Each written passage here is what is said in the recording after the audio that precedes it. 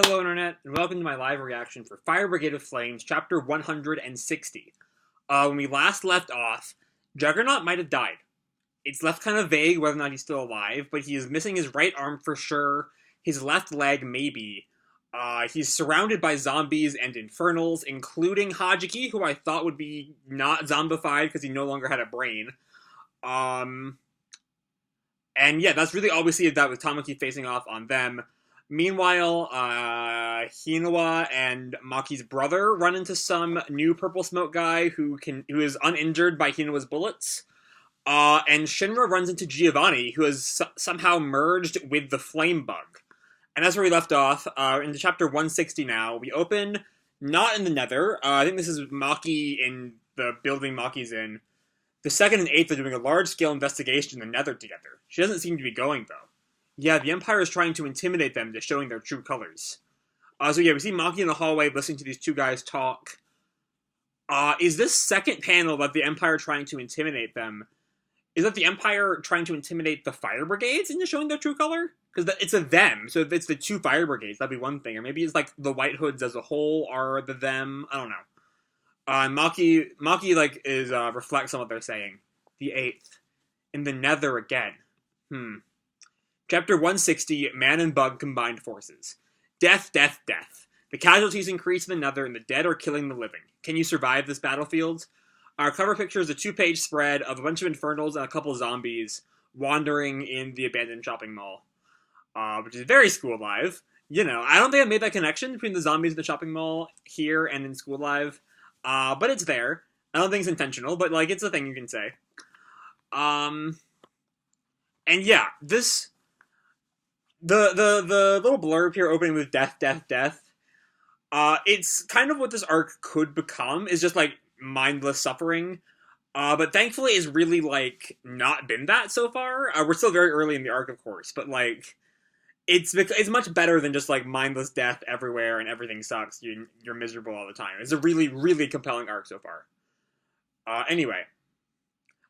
We have another, I don't think this is from the manga itself, because it's the full color key visual, which still looks really pretty. I love David production.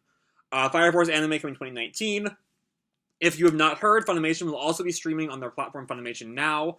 Go follow the official Fire Force anime Twitter by Funimation at Fire Force Anime. If you're on Twitter, do that, I guess. I'm not on Twitter, so I can't. Anyway, we cut back to where we left off with Giovanni and Shinra. Shinra Kusakabe, how long do you intend to stay with the Fire Force? Come with us, let's not delay. What are you guys plotting here in the Nether? What's this? I don't think Giovanni's really been, like, tempting Shinra before now, right? It's been a good 100 chapters since we last ran into Giovanni, but I don't think he was ever, like, Shinra join our side willingly. He was trying to capture Shinra, of course, for the pillars and all that. But I don't think he was ever, like, trying to convince Shinra to willingly join up with them. Anyway, squad member Shinra, an 8th Brigade guy, runs up to Shinra, but he's taken out by a bug leg. Don't interrupt. What do people even mean to you? And that freakish body of yours? You, what the hell are you? And we see the bug legs are now, like, spawning from Giovanni. Bug legs? His torso is a lot smaller now. Or a lot, like, thinner, this way. It was a far cry from, like, the time the Giovanni head popped out from his chest way back in the first Nether arc. Some more, fire soldiers come up and start shooting at Giovanni. Damn it! First infernals, then zombies, now this freak? Fire! Fire! And Giovanni just looks at them, and the guy looks up, and the bug leg, like, comes up through his neck, killing him. He dodged. Referring to Giovanni. Oh, shit. Look at Giovanni right there. He's like, he has a couple legs, like, caught up on the ceiling so he can, like, float there. And it almost looks more like a wasp stinger, maybe? And, like, and it's coming up from here-ish to, like, stab the guy in the neck.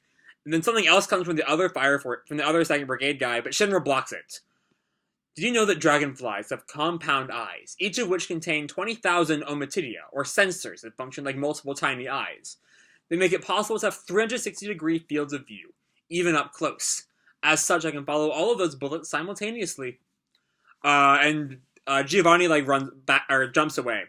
And Shinra kicks him back. Maybe I can't quite tell what's going on there. Anyway, get behind me, sir. I'll take care of this buggy professor. I have to prioritize helping the injured, so I need to knock Dr. Giovanni back. You insist on helping the wounded? Too bad. Our goal is you. So I suggest worrying about yourself first. Was all of this just a ploy to get Shinra down in the nether? And Shinra takes note of what he said. Maybe I could rush him and force him to fight in the air. And another type of bug comes out of Giovanni's collar. You really insist on playing hero because you're oh so confident in your speed. You better think again. And he notices the bug. Korimata? Now, Korimata is a type of moth. Is Shinra thinking that? Does Shinra know enough about moths to recognize that looks nothing like a moth, I might add? As a moth? The males of this species are able to release and sense pheromones. This evolution makes them sensitive, even able to read human emotions. Therefore, no, this is Giovanni talking. That makes much more sense. Therefore, I know what you're feeling. A little bug told me. So he's coming across with this. A little bug told me. He's very Shino from Naruto. Down to the way his eyes are covered with the eye holes on his mask very much kind of feel like Shino's glasses or goggles or whatever they are in the original Naruto. Not as weird Godot visor in Boruto. Anyway, moving on. What? A bug? What kind of bug is that? You may be familiar with the idea that insects are actually aliens. The theory suggests they migrated to Earth via meteorites. I actually have heard that theory somewhere. I think it's a very crackpot theory, but whatever. But there was no meteorites, for they are beings from Adola. Oh. So it's not that the firebug is special in its connections with Adola, or Adora, whatever you want to call it. They're all like that. And we sought out humans that are receptive to commingling with these insects. Wait, you're trying to tell me that this bug affinity experiment is fusing your body with a bug? I suppose showing is a better teacher than telling. Behold, the fruits of my endeavor. So, has he always been like this the whole series then? Or is this a more recent development? Has this happened since we last encountered him in the first Nether arc? Or, has this been going on for a long time? How does that explain, of course, my love of the Giovanni face? I don't know. Anyway, we leave there to go back to Arthur fighting a bunch of Infernals. The Night King is beholden to his subjects. Quickly, take the injured to the surface. We're so grateful. And the other guys he's with runs away. As Arthur uses his sword to take out some Infernals. And he goes at them again. Just slicing through them, being a badass. I love you, Arthur. I'm the strongest on this battlefield. My blade is like a god. Whoa! And he runs forward, leaving the 2nd Brigade guys behind, which he really should not do because they're injured. He's gone. And as his subjects, we should... And another Infernal pops up right there. What did I say? Run! Retreat! Retreat! Then we cut right back to Shinra and Giovanni as Shinra barely dodges the bug leg coming into the ground. Don't think you're gonna get away with this. You already have. You've fallen into our trap. And Shinra dodges some more. What do you mean? Oh, and it's Arthur already? Okay, I guess they're really close to Arthur. Arthur, it seems to be not in Giovanni's plan, because Giovanni barely gets out of the way of Arthur's sword. The plasma user? Arthur, what are you doing here? I, the Night King, have abandoned my subjects. What kind of a king leaves his subjects behind? Ha, you've no understanding how feudalism works. I hate to say it, but Arthur's right. Yes, that is how feudalism works. Another fool? Well, no matter. I'll just have to knock 2 birds with 1 stone. And they all square down against Giovanni. Dr. Giovanni demonstrates his new power. It's time for the hero and the knight to squash this bug. To be continued in Chapter 161, Quarrel Battle. So this little blurb here tells us that this is a new power for Giovanni. He probably did not have it when we last saw him all those years ago. But yeah, that ends this chapter. This was a perfectly fine chapter. It's unfortunately a bit of a step down. Of course, given the incredible streak of chapters we've had for the past 4 or 5, of course there will be a step down inevitably. But this was kind of that step down. Hopefully hopefully once Arthur and Shinra attack Team Giovanni picks up in full, it'll get back that intense, like, holy shitness that the Juggernaut, Orochi was her name? Orochi fight had. Because that was just the shit. Last chapter was also really good. But yeah, this was a perfectly fine chapter. We had a little bit more. Bugs are actually from Adora.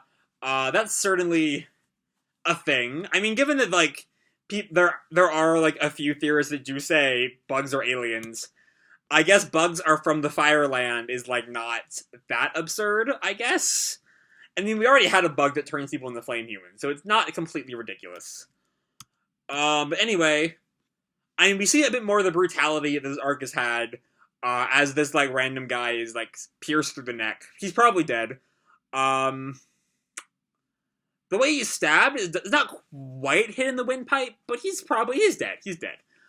Though I will say, for all of this arc's killing of, like so many minor characters, most of the named characters besides Hajiki, who were introduced to this arc, and maybe Juggernaut, we don't know if Juggernaut's dead yet, have all made it out okay. Though admittedly the arc is still just starting, so that could very well change later on. I hope this is not setting up Maki to come in for some heroic rescue and then, like, just get killed off as, like, a heroic sacrifice, because I'm not really feeling that. But anyway, Giovanni's new form is really cool and creepy looking, and, like, it's... Giovanni's always been a little, like, something a little apart from the rest of the characters of the series, just in, like, his character design. Like, the plague mask is the most obvious, but, like, with these bug legs, holy shit, he's getting so much. But yeah, this is a perfectly fine chapter. I don't think it could have been much better. It's just kind of I guess, it's too early in the arc to say a transition chapter, but it's kind of setting up the next fight. Setting up Shinra and Arthur versus Giovanni. So yeah, it's good for what it is, but it's not Fire Force's best, Fire Brigade's best, whatever you want to call it. I don't know what I'm gonna do once anime fans come in and they're, like, only calling it Fire Force. Well, like, I very much love the absurd redundancy of Fire Brigade of Flames, and I don't really want to get rid of that. But I don't know what I'm gonna do about that. Anyway, that's not the topic of this video. Yeah, I think I'm gonna leave this video off here. Hope you all enjoyed the chapter and the video. If you did, feel free to drop me a like or subscribe or do whatever the fuck you want. I don't really care. And as always, people, keep kicking ass, and I'll see you in the future. Bye!